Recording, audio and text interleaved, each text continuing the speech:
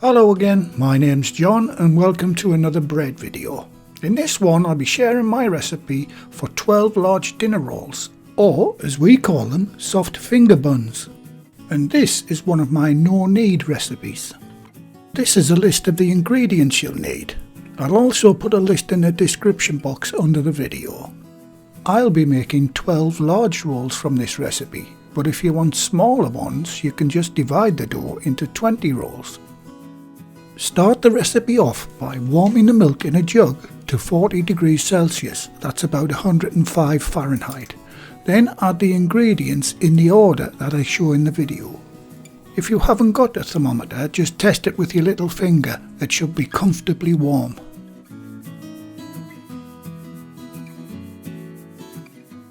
Add the sugar, then the egg, followed by the yeast. Now give that a good stir.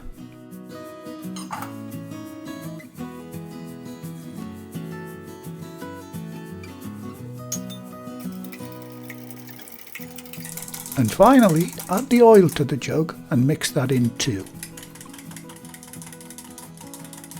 Don't add the salt to the jug because that will weaken the yeast in its close proximity.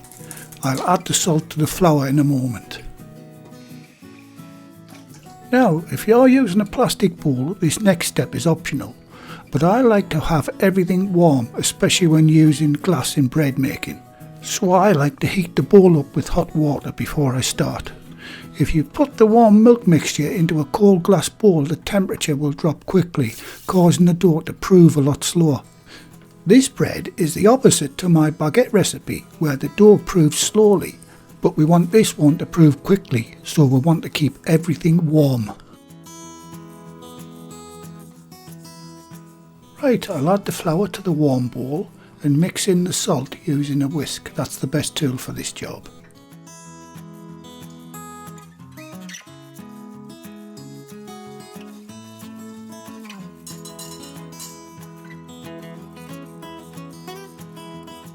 Okay, time to add the warm liquid, and I'll just mix that in using my trusty wooden spoon handle. You can use a stand mixer to do this step, but remember this is a no knead recipe, so just mix it until it comes together and either let it rise in the mixer bowl or transfer it to another oiled bowl. I'm demonstrating this for those who don't own a mixer. Besides, I don't want to have to clean my mixer afterwards for the sake of 1 minute's work by hand.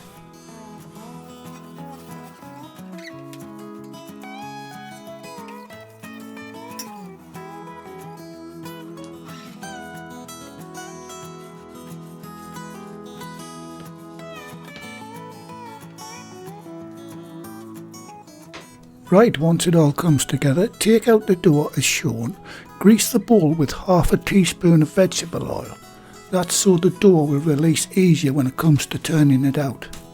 Now cover the dough and let it prove in a warm draft-free spot for 1 hour. I find the oven an ideal proofer at about 30 degrees Celsius, that's 85 Fahrenheit. I'll show you how I do that when it comes to rising the rolls.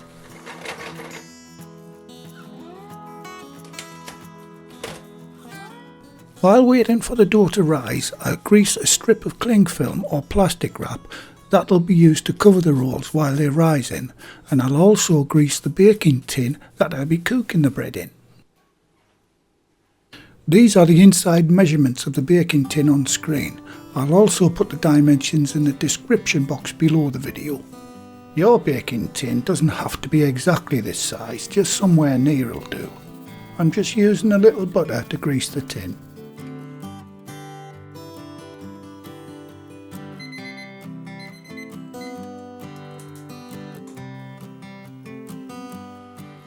Right, the hour is up and it's time to start to divide the dough into 12 rolls. Begin by dusting the work area with a little flour. Now the dough should have at least doubled in size. If yours hasn't risen much or at all, you could have a dodgy batch of yeast. You can do a yeast test, just follow my instructions on my sandwich bread video. I'll leave a link in the description box. OK, turn out the dough on the workbench and knock it back for a minute.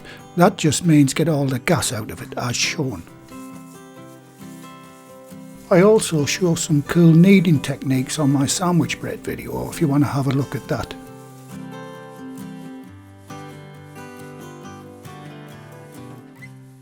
Right, once it's been degassed, check the weight on the scales.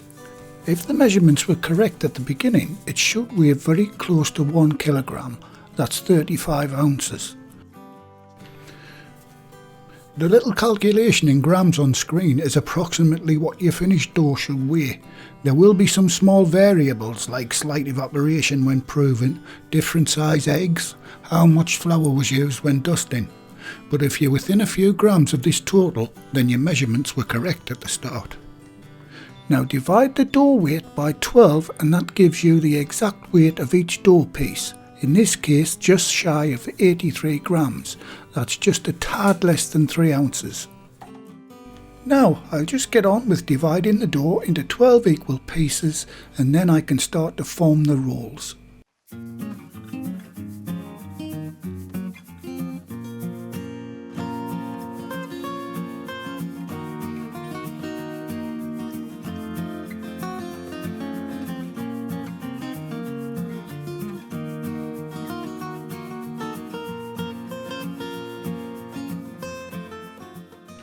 Right, now those are done, it's time to start to roll the dough into balls. And you guessed it, to do this properly it takes a little practice to master it. Looking from above, it looks like I'm just pressing on the dough to form a ball. But if you look from this angle, you can see I'm shaping the dough with my fingers and I'm not applying any pressure at all with the palm of my hand. I'm just moving my hand in a circular motion with no downward force at all, and this allows a ball to form. After a while you can do this with both hands. To make this work the dough has to be sticky, and what I mean by that is the dough and the bench have to be completely flour free. As you can see the dough is tacky and it's this that allows the shape to be formed. If I put a little flour down you can see it can't grip the bench anymore and just slides around. Which is bad. Remove the flour and it sticks again, which is good.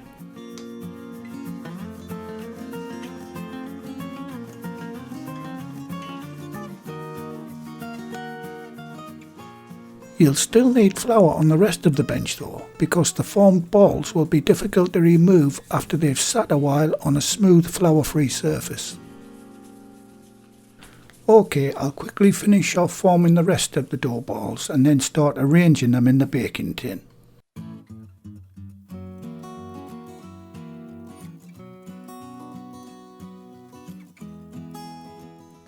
And there you go, 12 dough balls, each exactly the same size. Marvellous!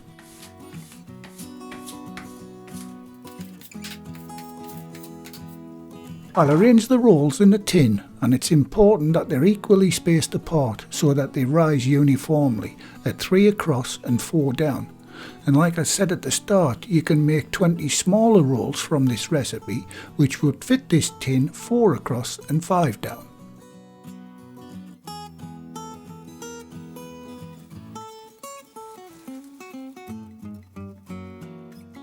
Once they're all in position, cover them with the oiled plastic wrap and jab 3 or 4 holes so that the air can escape while they're rising in a warm, draft-free spot.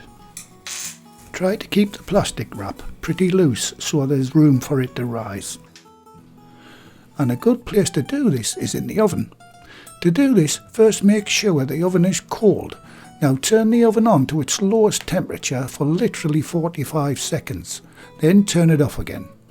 You can check the temperature if you like, and it should be around 30 degrees Celsius, that's 85 Fahrenheit.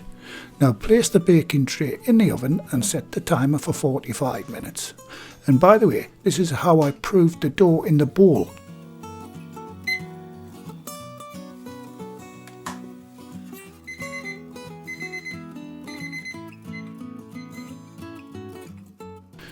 Now, after 45 minutes, check that the rolls have fully risen. Now mine are okay, but if yours are still a bit on the small side, just give them a bit more time.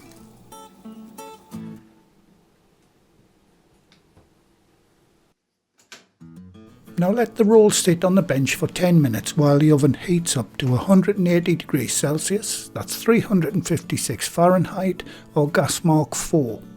I'm setting mine to 160 degrees Celsius because my oven is fan assisted and it runs about 20 degrees hotter than indicated on the dial.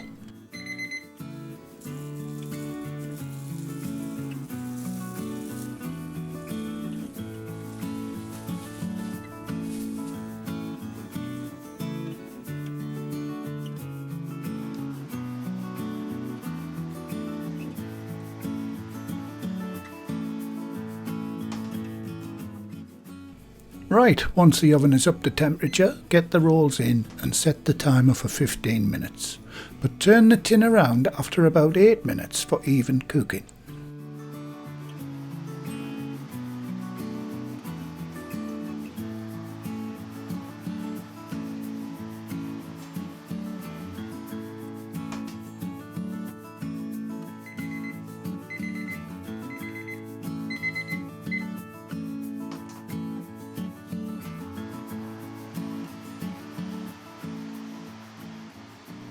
After 15 minutes these are done, but they could do with a little more colour, so I'll put them back in for 1 more minute.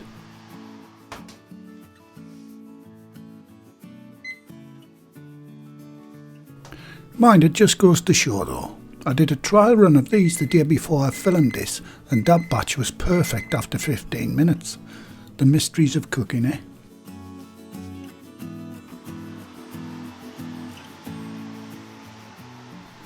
And after that extra minute, they're done.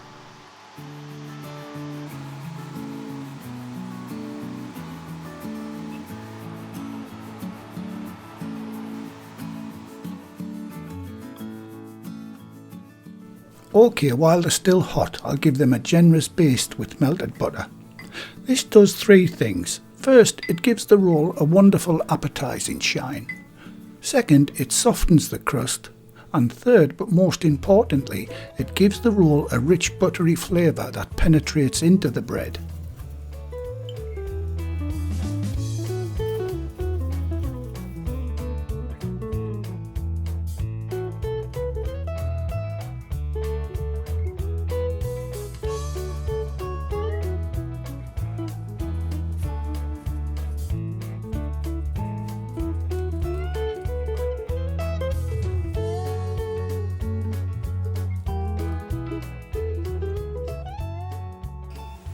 After 10 minutes you can safely remove the rolls from the tin, and the best way to do this to avoid any damage is by using a couple of wire racks as shown. Then I'll break one off and have a look at the texture on the inside of the roll.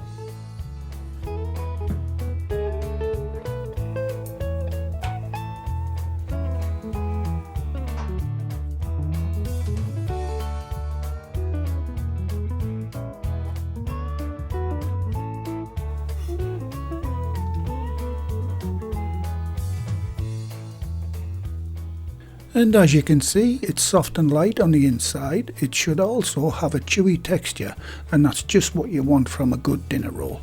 And that's exactly what you'll get if you follow this recipe. And if you compress a good dinner roll, it should bounce straight back into shape, which it does. And if you want to know what they taste like, well, you'll just have to give these a try yourself. And these soft, chewy, delicious dinner rolls definitely get a thumbs up from me. Well, thank you again for watching. Please like, share, comment and subscribe by hitting the circle above. If you do subscribe, activate the bell icon next to the subscribe button on my channel page. And by doing that, you'll be automatically notified every time I upload a new video. And in the meantime, here's a few of my other videos you may want to watch.